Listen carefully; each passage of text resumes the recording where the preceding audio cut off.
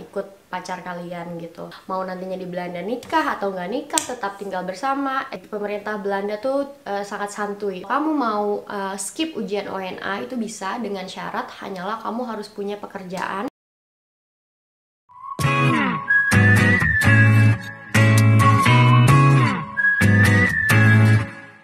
Welcome back to my channel with Minanda. Buat kalian yang baru pertama kali mampir di vlog aku, silahkan klik link di bawah untuk kenal siapa aku. Dan buat kamu yang belum subscribe, please banget tolong subscribe aku dulu, karena subscribe kamu ini berarti banget buat aku untuk terus membuat vlog secara konsisten. Vlog kali ini tuh sekarang hari Kamis, sekitar jam 10 pagi, dan di luar tuh hujan.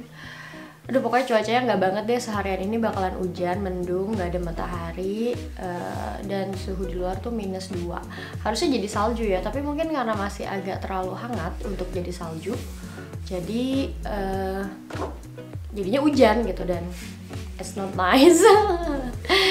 So, aku udah punya map, by the way. Aku mau kasih lihat sama kalian, dan tujuan dari vlog ini bukan untuk nyombong atau apapun, tapi untuk memotivasi kalian, para calon imigran cinta atau juga imigran cinta yang sudah di Belanda, yang baru pindah gitu, untuk menyelesaikan tanggung jawab untuk izin tinggal kalian.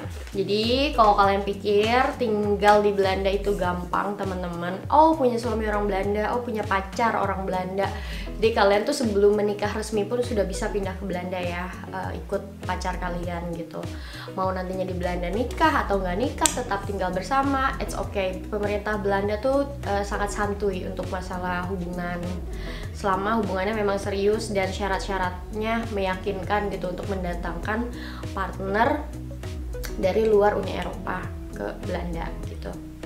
So anyway, apa aja ini adalah salah satu vlog pengulangan, tapi buat kamu yang belum nonton, jadi sekalian mengingatkan lagi, kalau kamu tertarik punya pasangan orang Belanda, atau misalnya punya gebetan orang Belanda, atau misalnya orang Indonesia tapi warga negara Belanda, atau warga negara-negara lain dari Uni Eropa tapi tinggalnya di Belanda. Jadi kamu tetap harus melakukan ujian bahasa Belanda. Untuk saat ini ujian bahasa Belanda itu masih level A1. Tapi nanti ketika kamu pindah ke Belanda, kamu itu jadi sebelumnya itu harus lulus A1 ya, maksudnya di Indonesia gitu, ujiannya di Kedutaan Belanda di Indonesia. Terus ketika kamu sudah berhasil dengan segala macam dokumen bla bla bla, pindahlah kamu ke Belanda, kamu masih harus berkewajiban untuk menyelesaikan ujian level A2 atau namanya Inburgerings. Kalau yang A1 tuh basis Inburgeringsexamen, jadi kalau yang A2 itu adalah Inburgeringsexamen, jadi real examennya gitu. Karena kalau A1 tuh lumayan cukup gampang ujiannya, benar-benar level basic banget. Nah, kalau ujian A2 itu kayak apa ya? Setidaknya kamu itu udah ngerti tentang hukum-hukum di Belanda, tentang kemasyarakatan di Belanda, budaya Belanda, dan juga kamu tuh sudah mengerti gimana cara berkomunikasi setiap hari di Belanda, dan kamu sudah mengerti gimana untuk mendapatkan pekerjaan di Belanda gitu, teman-teman. Jadi ujiannya tuh ada, kalau nggak salah 7 macam. Yang pertama tuh kamu harus tes TBC setiap 6 bulan selama 2 tahun. Yang kedua, kamu harus mengikuti yang namanya partisipasi verklaring. Jadi ini adalah participation of society. Jadi kamu tuh ikut workshopnya ada yang seharian full, ada yang kayak beberapa minggu setiap weekend, setiap pertemuannya 2 jam. Nah itu tuh dikenakan. Jadi beberapa gemeente atau wali kota itu menggratiskan, tapi kayak di Utrecht tuh aku bayar waktu itu 150 euro untuk 1 hari workshop. Nanti kamu udah dapat diploma kayak ijazah untuk partisipasi verklaring, berarti kamu udah lulus partisipasi verklaring. Terus yang kedua, itu yang kedua ya. Yang ketiga itu adalah aku lihat ya, aku lupa teman-teman ada apa aja. Oh ya, 1, 2, 3, 4, 5. Oke, ada 6 lagi. Jadi yang pertama adalah Kennis van de Nederlandse Maatschappij atau KNM. Jadi kalau di A1 kamu punyanya KNS, kalau A1 kamu punya KNS, Kennis Nederlandse Samenleving gitu. Jadi pengenalan tentang kehidupan bersama masyarakat Belanda. Nah, tapi kalau ini KNM itu Maatskappij itu artinya hidup bersama. Jadi udah di dalam society-nya nih. Jadi nanti pertanyaan-pertanyaannya itu adalah tentang misalnya bagaimana kalau misalnya kamu melihat pasangan gay, bagaimana harusnya kamu bertindak? Misalnya A, toleran, B, nggak peduli, C, kamu harus lapor polisi gitu. Pokoknya pertanyaannya sebenarnya agak-agak bodoh dan tapi beberapa pertanyaan jangan kejebak karena beberapa pertanyaan tuh jawabannya mirip-mirip gitu di ujian KNM ini gitu. Nah, terus yang kedua spreekvaardigheid. Spreekvaardigheid itu adalah keterampilan berbicara. Yang ketiga schrijfvaardigheid, schrijven, keterampilan menulis. Jadi kalau spreekvaardigheid itu nanti kamu ujiannya kamu di satu ruangan bareng sama beberapa orang gitu, terus kamu dikasih headphone, nah terus dikasih soal di dalam headphone itu sama ada gambarnya di layar monitor di komputer. Nanti jawabannya tuh kamu harus ngomong ke headphone itu, jadi nanti suara kamu direkam gitu. Nah, schrijfvaardigheid itu adalah menulis, jadi nanti kamu dikasih lembar soal sama lembar jawaban. Jadi kamu harus menulis misalnya siapa diri kamu, di mana kamu tinggal, terus ceritakan tentang beberapa hal bla bla gitu. Terus habis itu leesvaardigheid itu adalah keterampilan membaca, jadi kamu juga dikasih soal terus ada jawabannya, jadi kamu harus baca dengan benar jawabannya yang mana yang pas gitu sama contoh bacaan kayak gitu. Terus luistervaardigheid juga keterampilan mendengar, sama kayak gitu tapi tentang pendengaran ya, maksudnya kamu dikasih soal, kamu mendengarkan misalnya interview pekerjaan, terus nanti di pertanyaan apa yang tidak boleh Hasan lakukan gitu, apa yang tidak boleh kamu lakukan untuk kamu bekerja di sini kayak gitu. Terus yang ketiga adalah orientasi Nederlandse arbeidsmarkt. Jadi ONA ini sangat spesial karena aku tahun kemarin udah kerja. Aku tuh dari awal pindah ke Belanda udah bekerja ya anyway gitu. Jadi tahun kemarin aku udah bekerja 1 tahun. Jadi kalau kamu mau skip ujian ONA itu bisa dengan syarat hanyalah kamu harus punya pekerjaan 6 bulan terakhir. Jadi kamu harus kerja 6 bulan berturut-turut. Di minimal waktu kerja itu 48 jam sebulan. Jadi kalau seminggu kamu cuma kerja 12 jam, jadi 3 jam sehari, seminggu 3 hari gitu, itu kamu totalnya udah 48 jam sebulan tuh kamu udah lolos. Cara daftarinnya gimana? Kalau misalnya membuktikan kamu udah kerja, itu kamu tinggal masuk ke website mijninburgering.nl, myinburgering atau inburgering aku lupa .nl. Jadi nanti pas ada ONA kamu minta vrijstelling aanvragen, jadi kamu minta untuk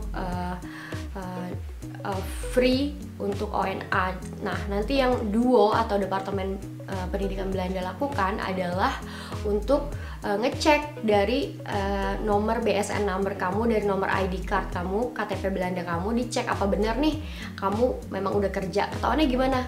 Informasi kamu dengan satu nomor BSN number aja gitu, dengan satu nomor ID card itu tuh udah ketahuan jelas kamu dapat uang setiap bulan, menerima gaji berapa, kamu bayar pajak berapa. Jadi kalau misalnya memang 6 bulan berturut-turut kamu dapat terima gaji, ada kontrak kerja kamu, di data kamu lebih dari 48 jam sebulan, itu prosesnya cuma kayak 6 minggu kamu udah dinyatakan lulus dari ONA. Karena ONA sendiri artinya orientasi untuk pengenalan pasar pekerjaan di pasar pekerja gitu, kayak arbeids itu artinya pekerja gitu ya, pasar pekerja atau lapangan kerja di Belanda kayak gitu. Tapi kalau misalnya kamu belum punya pekerjaan tapi kamu mau lulus ONA-nya itu kamu tinggal ikut sekolah atau les 64 jam di beberapa sekolah yang sudah ditetapkan untuk bisa mengasih kelas ONA. Nanti kelasnya itu cuma untuk kayak orientasi kamu, cara melamar pekerjaan di Belanda tuh gini, sektor pekerjaan di Belanda tuh gini, terus nanti bidang pekerjaan di Belanda yang banyak demand-nya, yang banyak ininya, misalnya ada zorg atau merawat orang tua dan kayak gitulah pokoknya. Tapi ya balik lagi, semua cost a lot of money. Jadi kalau misalnya kamu pilih untuk aku ngambil sekolah aja deh daripada aku kerja, aku belum pede kerja, menurut aku mendingan kamu kerja sambil kamu belajar, dan kamu juga nggak harus bayar les 64 jam. 64 jam les itu bisa 700 sampai 1000 euro teman-teman. Jadi tergantung sekolahnya nge-charge kamu berapa per jamnya untuk paket ONA gitu.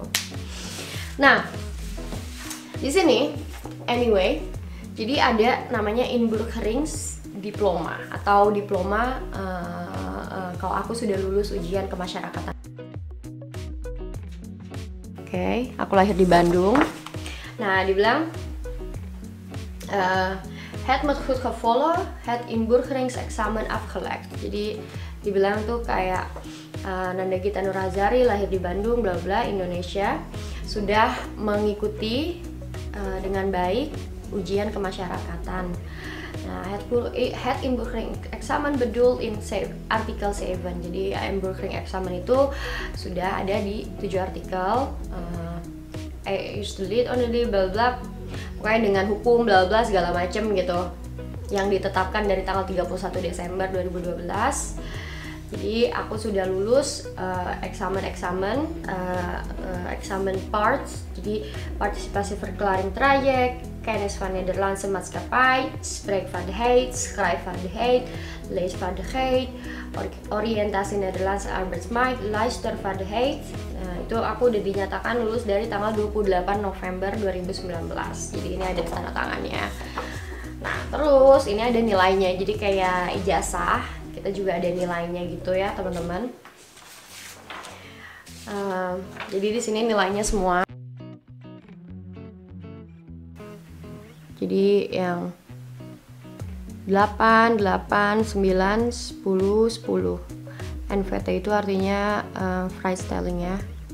Nah, jadi yang KNM yang aku bilang tadi ujian kemasyarakatan aku nilainya 8 karena jawabannya tuh mirip-mirip. Jadi kalau misalnya kalian belajar KNM, belajar aja dari YouTube atau beli bukunya. Terus spreekvaardigheid aku juga 8 karena di dalam satu ruangan itu kamu tuh harus mendengarkan juga jawaban-jawaban orang lain yang lagi ngasih jawaban. Jadi kayak mungkin fokusnya agak sedikit terpecah gitu ya. Terus schrijfvaardigheid aku 9 karena aku ngasih jawaban yang lebih daripada apa yang mereka minta. Jadi ketika aku menulis, misalnya tuliskan 5 kalimat tentang kamu atau tuliskan 100 kata tentang Utrecht atau apa kayak gitu contohnya ya. Jadi aku nulis lebih banyak daripada yang mereka minta kayak gitu. Nah, terus leesvaardigheid itu aku dapat 10 karena itu menurut aku gampang banget. Jadi aku cuma baca doang, cocokin mana yang mereka minta, jawabannya apa, cocokin ke teks gitu. Terus luistervaardigheid itu aku dapat 10 juga di sini. Karena aku mendengarkan, kebetulan keterampilan mendengarkan aku tuh lebih bagus gitu karena aku sering nonton TV pakai bahasa Belanda gitu, dan sekolah sama Dennis nonton berita, nonton apa semua pakai bahasa Belanda gitu ya. Terus orientasi Nederlandse arbeidsmarkt atau itu aku vrijgesteld nih, di sini udah resultatnya vrijgesteld. Nah, jadi apakah aku puas dengan nilai ini? Menurut aku nilai-nilai ini nggak terlalu penting teman-teman. Yang penting aku udah lulus, jadi aku udah nggak ada kewajiban lagi untuk